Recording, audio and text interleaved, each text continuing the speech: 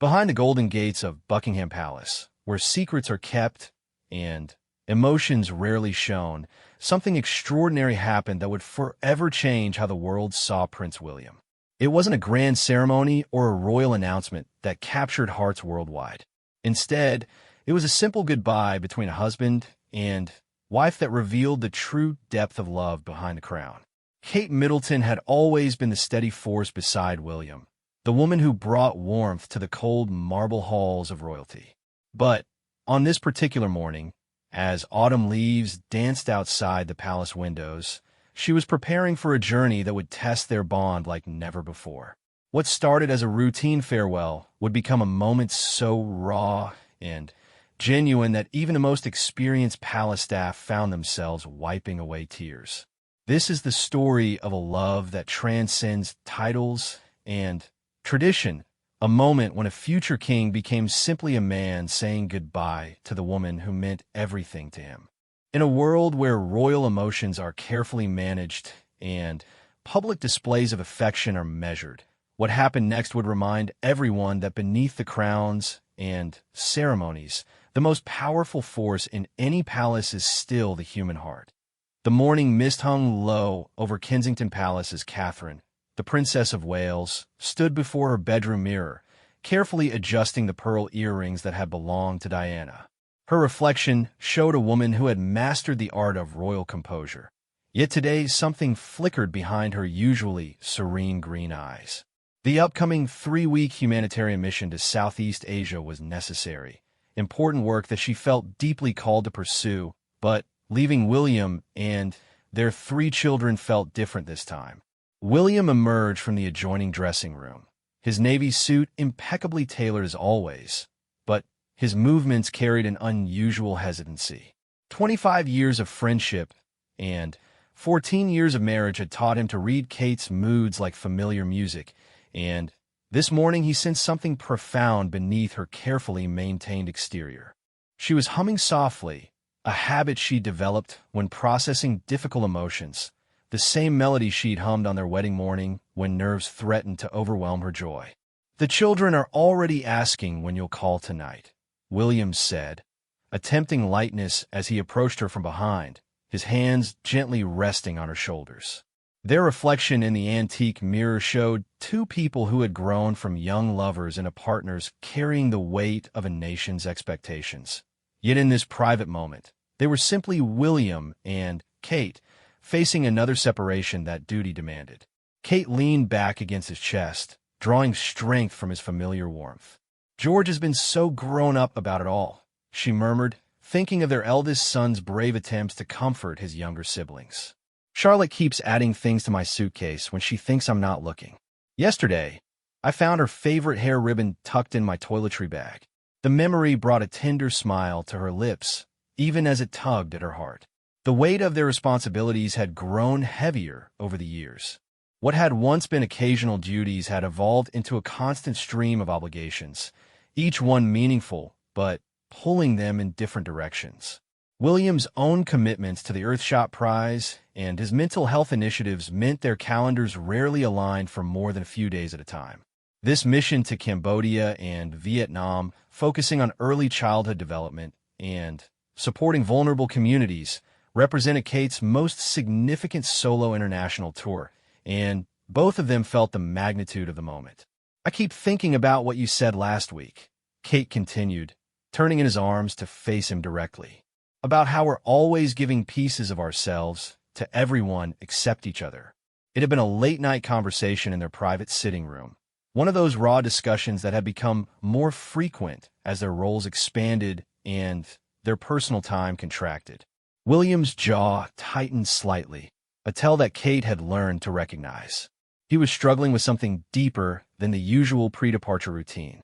"Sometimes I wonder if we're losing ourselves in all of this," he admitted, his voice barely above a whisper. "Not us as a couple, but us as individuals. When did you last do something just because you wanted to, not because it was expected or needed?" The question hung between them like morning fog, heavy with implications neither fully wanted to explore. Kate had been grappling with similar thoughts, wondering when her own dreams had become so intertwined with duty that she could no longer distinguish between them. The girl who had once painted watercolors for hours and dreamed of art history had evolved into someone whose every public moment was calculated for maximum positive impact. A soft knock interrupted their reverie.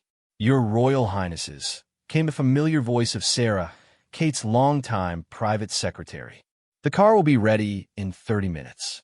Even through the closed door, they could hear the controlled urgency that marked all palace communications.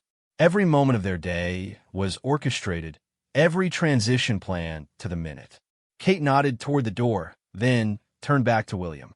"I need you to know something," she said, her voice carrying a gravity that made him straighten.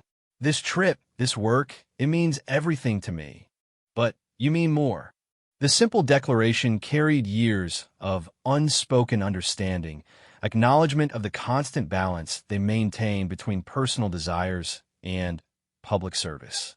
William's response was immediate and instinctive, his hands cupping her face with the same tenderness he'd shown when they were university students stealing moments between classes.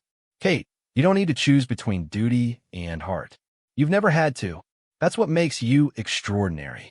His words carried the weight of witnessed years, of watching her navigate impossible situations with grace while never losing sight of what truly mattered. The moment stretched between them, filled with everything they rarely had time to say. In the distance, they could hear the familiar sounds of palace life beginning. Footsteps in corridors, muted conversations, the subtle orchestration of another royal day. Soon, those sounds would sweep them up, carrying Kate toward her departure and William toward his own responsibilities. But for now, they existed in this bubble of intimacy that royal life so rarely permitted. Kate's phone buzzed with a text from Charlotte. "Mummy, I put a picture of us all in your passport holder. Don't cry when you see it." The message, typed with 9-year-old determination to be helpful, threatened to undo Kate's carefully maintained composure.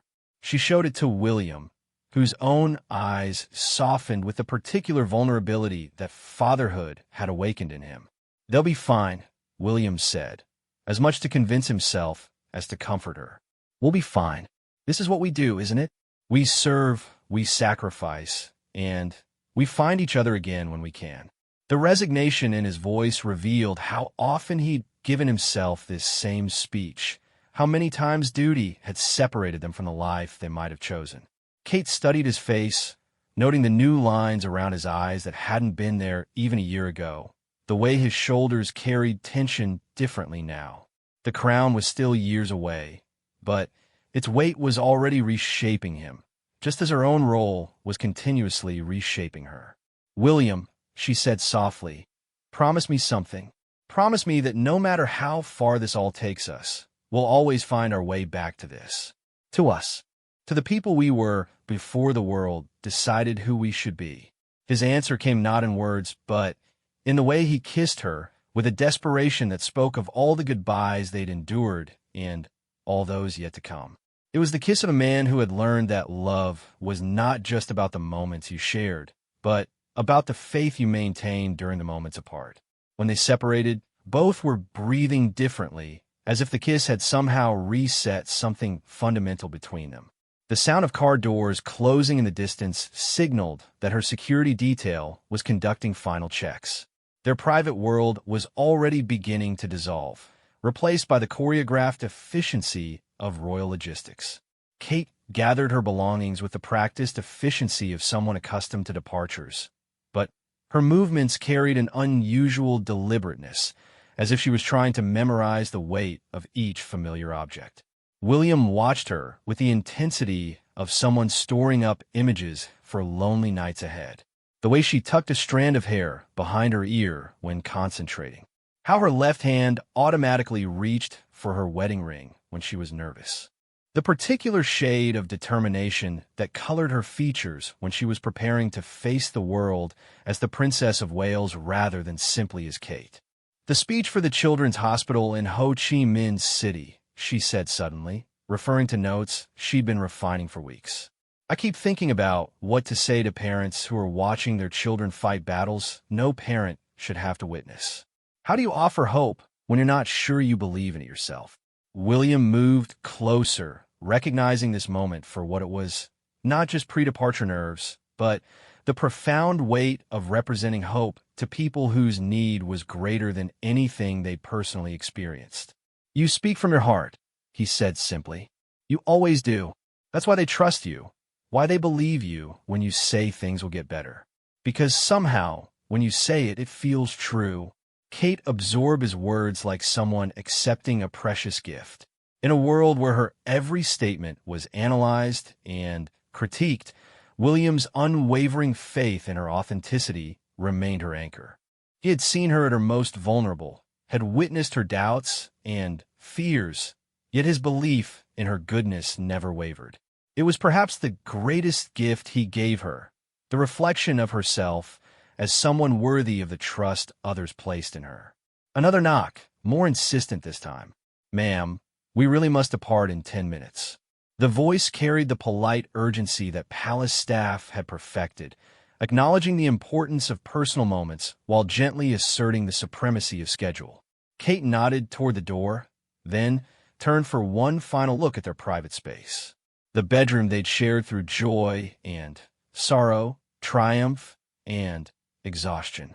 The place where they were simply themselves, where crown and duty couldn't follow.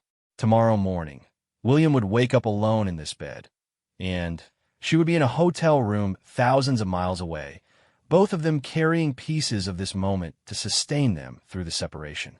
I should go, she whispered, but neither of them moved toward the door. Instead, they stood facing each other in the morning light, two people who had learned that love was not just about being together, but about the courage to let each other go when duty called, knowing that they would always find their way back to each other. The grand entrance hall of Kensington Palace had witnessed countless royal departures over the centuries, but this morning carried an energy that even the most seasoned staff members noticed. Word had spread quietly through the corridors that the Prince and Princess of Wales would say their farewells here, rather than in the privacy of their apartments, and those with duties in the area found reasons to linger nearby. Kate descended the sweeping staircase with her characteristic grace, her burgundy coat a striking contrast against the cream-colored walls adorned with portraits of previous royal residents. Her luggage had already been loaded, her itinerary reviewed one final time, and her security detail positioned for the journey to Heathrow. Yet as she reached the marble floor where William waited, time seemed to slow in that peculiar way that marked truly significant moments. William stood near the ornate entrance doors, his hands clasped behind his back in a pose that had become second nature over years of public appearances. But those who knew him well could see the tension in his shoulders, the way his jaw worked slightly as he processed emotions he rarely allowed others to witness. Behind him, autumn sunlight streamed through tall windows, casting long shadows across the geometric patterns of the floor. The children had already said their goodbyes upstairs, a decision Kate and William had made to spare them the intensity of this more formal departure. George, Charlotte, and Louis understood their mother's work took her away sometimes, but explaining the emotional complexity of such partings to young minds remained one of parenting's most delicate challenges. Their hugs and whispered, "I love you," were tucked safely in Kate's heart, sustaining reserve she would draw upon in the weeks ahead. Palace protocol dictated that such departures should be efficient and dignified, with minimal emotional display. Staff members were trained to facilitate smooth transitions, understanding that their discretion protected the royal family's privacy while ensuring that duties were fulfilled without unnecessary drama. Yet this morning, something in the air suggested that protocol might prove inadequate for what was unfolding. Kate approached William slowly, her heels clicking softly against the marble in a rhythm that seemed to match the measured beating of her heart. Around them, palace life continued its careful choreography. Private secretaries conferring in hushed tones, security personnel conducting final communications checks, household staff maintaining the seamless operation that royal life required. Yet all of it felt distant, as if she and William existed in a separate space where time moved differently. "Your flight is confirmed on schedule," William said, his voice carrying the formal tone he unconsciously adopted when emotions threatened to overwhelm him. "Weather looks favorable, and the ambassador has confirmed all arrangements in Phnom Penh." The practical details provided safe ground, familiar territory where they both knew how to navigate without revealing too much of their inner turmoil.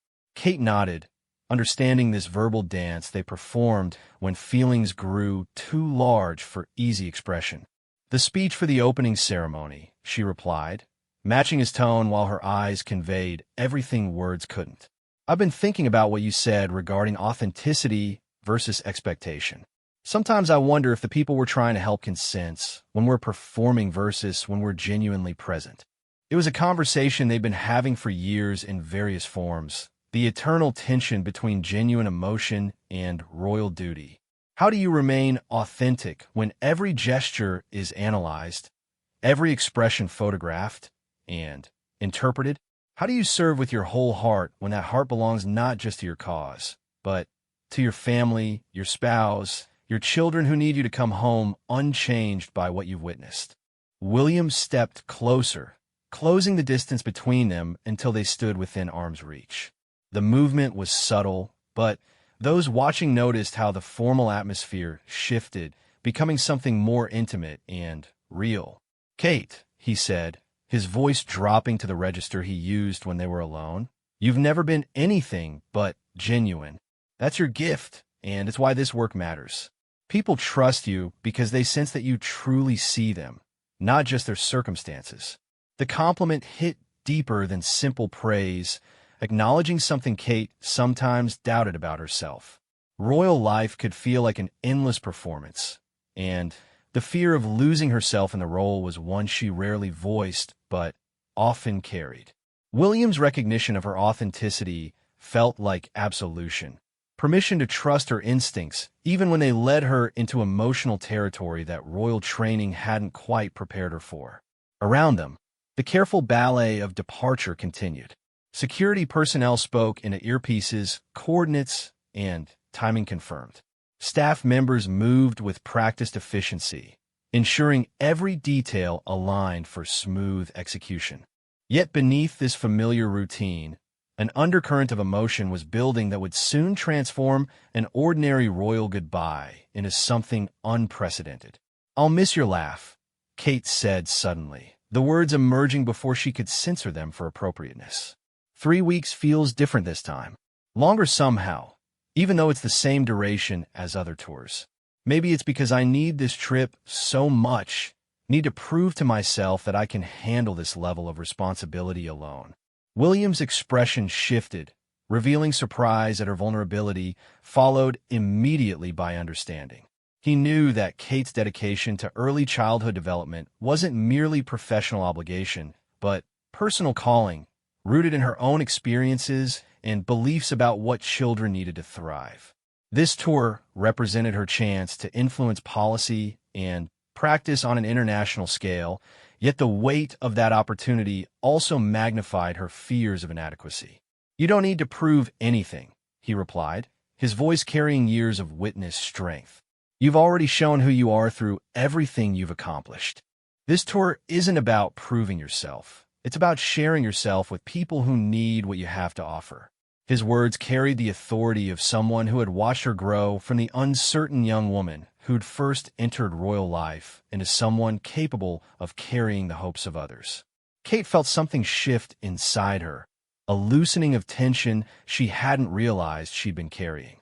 William's faith in her had always been unwavering, but hearing it articulated so clearly, especially in this moment of departure, felt like receiving a benediction.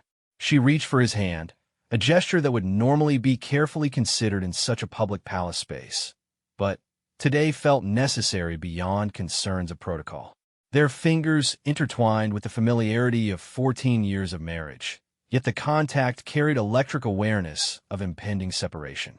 Palace staff, trained to look away during personal moments, found themselves inadvertently drawn to witness something that felt significant, as if they were observing a moment that would be remembered long after the routine details of the departure were forgotten.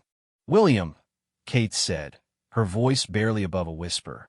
What if I can't do this? What if I get there and realize I'm not strong enough for what they need me to be?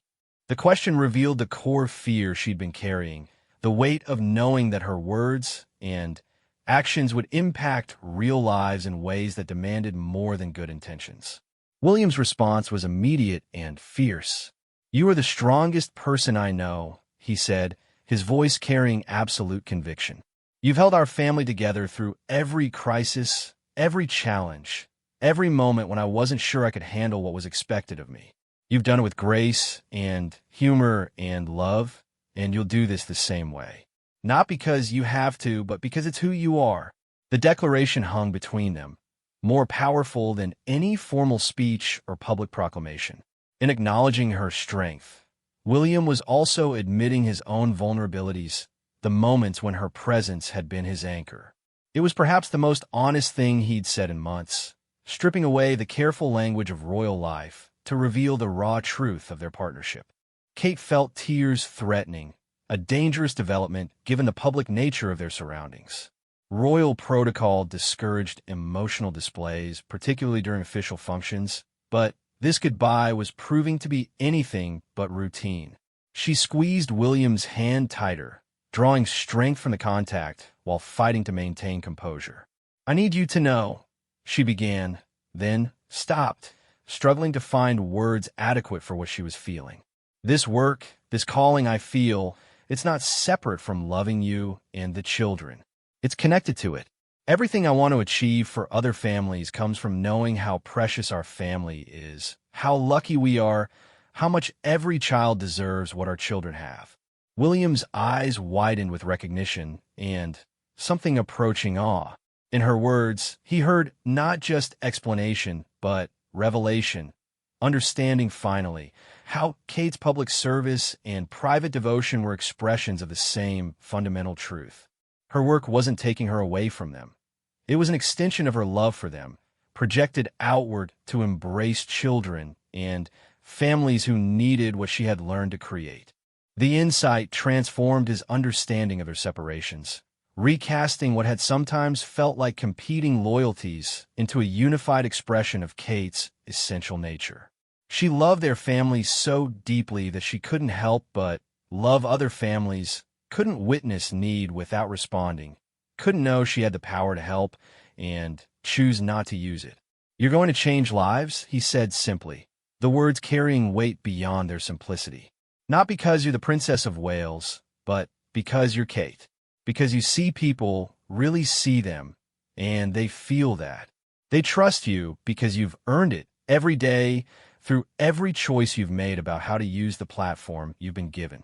Around them, the departure preparations were reaching completion. Cars hummed quietly in the circular drive. Security teams had confirmed routes and timing, and staff members were beginning the subtle movements that indicated transition to the next phase of the schedule. Yet Kate and William remained locked in their private conversation, as if the rest of the world had temporarily ceased to exist. Kate felt something fundamental settling into place, a peace she hadn't expected to find in this moment of goodbye. William's understanding of her motivations felt like the final piece of a puzzle she'd been unconsciously assembling. The missing element that would allow her to embrace this tour not as separation from her family, but as expression of the values they shared. The transformation was visible to those watching, a subtle but unmistakable shift in her bearing that spoke of resolution found and fears released. She was no longer the slightly uncertain woman who had descended the stairs, but someone who had remembered her own strength and purpose through the simple act of being truly seen by the person who knew her best. The silence that fell between William and Kate was pregnant with everything they usually left unsaid, weighted with years of careful diplomacy and emotional restraint that royal life demanded. Palace staff, sensing the shift in atmosphere, moved with even greater discretion, their practiced invisibility becoming almost supernatural as they honored this moment while maintaining necessary preparations for departure. Kate looked into William's eyes and saw something she recognized but rarely witnessed in public settings: complete vulnerability. The careful masks they both wore for the world had slipped away, leaving them as raw and exposed as they'd been in their university days, when love was simple and the weight of the crown still felt distant and manageable. "There's something I need to tell you," Kate said, her voice carrying a tremor that revealed the magnitude of what she was about to share. "Something I should have said years ago, but never found the courage." Her words carried the weight of accumulated silence, years of thoughts, and feelings carefully managed for the sake of duty and public perception. William's entire being focused on her with laser intensity, recognizing the tone that preceded only the most significant revelations. In their years together, he'd learned to distinguish between Kate's various levels of seriousness, and this carried the gravity of their most important conversations. The night before their engagement announcement, the morning they discussed having children, the day they decided to fully embrace their royal roles despite the personal cost. "Tell me," he said simply, his voice stripped of everything but genuine invitation. Around them, the grand entrance hall seemed to hold its breath, as if even the ancient walls understood they were about to witness something extraordinary. Kate took a deep breath, drawing courage from sources she'd been cultivating for years but had never fully accessed. "I'm terrified," she began, "but not of the tour, not of the work, not of being away from home. I'm terrified that we're disappearing. Not our love, that's solid, unshakable, but us, the people we were before all of this became so consuming." Her words hit William like a physical blow, not because they were wrong, but because they articulated fears he'd been suppressing for months. The gradual erosion of spontaneity from their lives, the way every conversation eventually circled back to duty and schedule, the increasing rarity of moments when they could simply exist without agenda or expectation. "When did we last have a conversation about something that wasn't related to work or the children or public opinion?" Kate continued, her voice gaining strength as she voiced thoughts that had been accumulating like sediment in her mind. "When did we last disagree about something trivial, or waste time on something completely pointless, or make love without thinking about how tired we'd be the next day for royal duties?" The questions hung between them like accusations, though Kate's tone carried no blame, only sadness for what had been gradually lost in service of what they'd gained. William felt each question as a small wound, recognizing the truth in every observation while simultaneously understanding that their current reality had evolved from choices they'd made together, each small compromise seeming reasonable until the cumulative effect became overwhelming. "You're right," he said, the admission carrying weight beyond its simplicity. "We become so good at being the prince and princess of Wales that sometimes I forget how to be just William and Kate. And the worst part is, I'm not sure we can go back. This role, these responsibilities, they don't allow for the luxury of being ordinary people who happen to be married to each other." Kate felt relief and heartbreak in equal measure at his honesty. Relief that he understood, that she wasn't alone in grieving their lost simplicity. Heartbreak that he'd already accepted it as inevitable, that his words carried the resignation of someone who'd already mourned what could never be recovered. "But that's exactly why I need to say this now," Kate said, her voice growing stronger with determination.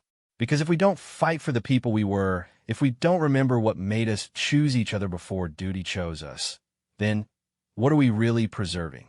What are we serving? An institution or a love that gives that institution meaning?" William's expression shifted as her words penetrated layers of acceptance and resignation he'd built up over years of increasing responsibility.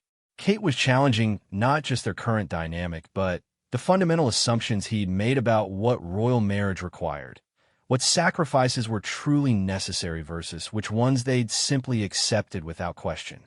"Kate," he said, his voice carrying a vulnerability that made palace staff instinctively look away, understanding they were witnessing something that transcended public interest. "What are you asking me?" "I'm asking you to remember," she replied, stepping closer until they stood within touching distance, her voice dropping to an intimate whisper that somehow carried more power than any public declaration. "I'm asking you to remember the man who used to call me at midnight just to hear my voice, who planned picnics in hidden corners of St. Andrews because he wanted to see me smile, who told me once that loving me was the first thing he'd ever done that felt completely his own choice. The memory hit William with stunning force, transporting him instantly to a rainy afternoon in their shared flat. Kate curled against him on their second-hand sofa, her hair smelling of the strawberry shampoo she couldn't afford to replace when it ran out. He'd been struggling with the weight of expectation even then, the constant awareness of his future role, and she'd asked him what made him happy just for himself, not for duty or family or country. You, he'd answered without hesitation, surprising himself with the clarity of it. Loving you is the first thing I've done that feels like it belongs entirely to me. It had been one of the most honest statements of his life, spoken without calculation or consideration of implication, pure truth emerging from a moment of complete safety. I remember, he said now, his voice thick with emotion. I remember everything.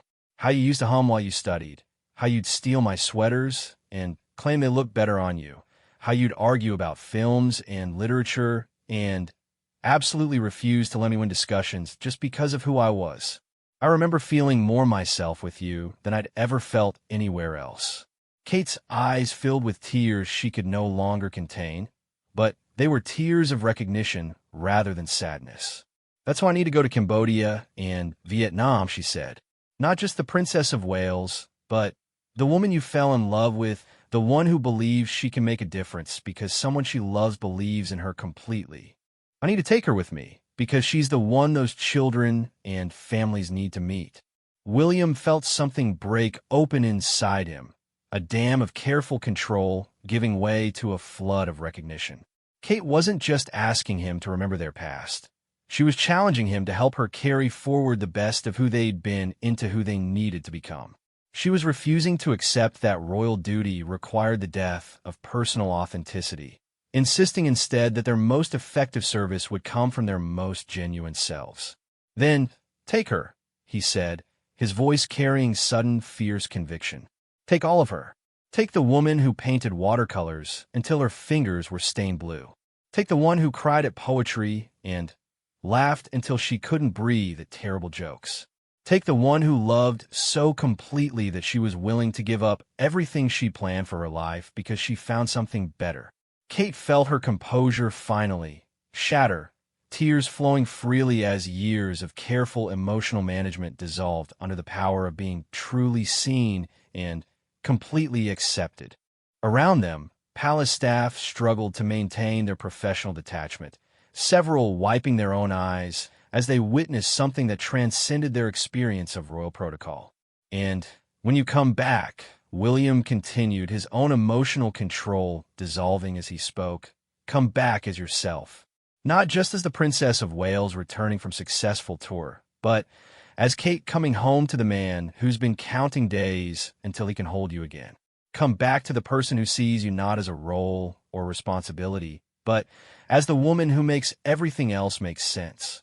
The declaration hung between them like a bridge across years of accumulated distance, an invitation to reclaim something precious they'd been slowly losing without quite realizing it.